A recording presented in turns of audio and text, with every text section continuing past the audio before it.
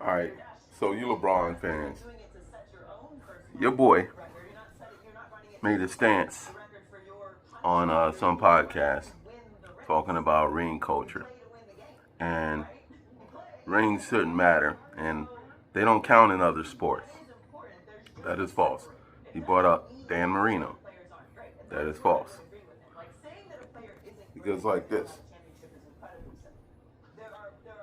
we all agree Dan Marino is a great quarterback, right? But do you put him in a conversation with Tom Brady, Joe Montana, Patrick Mahomes? That's three quarterbacks with rings. Do you put them in that conversation? No. Now, we understand that football is a team sport, and you need a lot of good pieces to win a championship. But his fallacy that we don't measure quarterbacks based on rings is false. Because you have a lot of great quarterbacks. Jim Kelly's a great quarterback. Is he in the GOAT conversation? No. You know why? 0 rings. Rings matter. The NBA. Okay.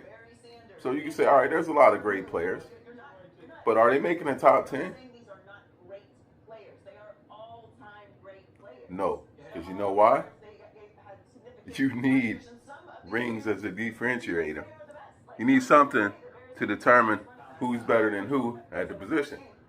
Because if LeBron had 2 rings, well, we say he's greater than Larry Bird. He amassed a lot of stats, but that's because he played 20 years. But will we say he's greater than Larry Bird? No. All right, what separates Duncan from Garnett? They're both great power forwards. They're both top 10 in their position. But when it comes to being number 1, who do you say is number 1? Most are going to say Tim Duncan because he's got 5 of them things. Okay, what separates Kobe from Iverson? Both of them got stats. Both of them are guards. Even though Iverson was a point guard, he was really a 2 guard. But both of them got stats. So how do we decide between the 2? Kobe's got 5 of them things. If Kobe had 1 of them things, he'd still be better. You got to have something. I'm sorry. You play sports, like Paul Pierce said, you play sports to win. You don't play sport, in the NBA on a professional level just for exercise. You play it because you want to be the best, LeBron. So it's okay now that you say, all right, because your career is almost over, you're saying that, oh, you shouldn't be measured on rings.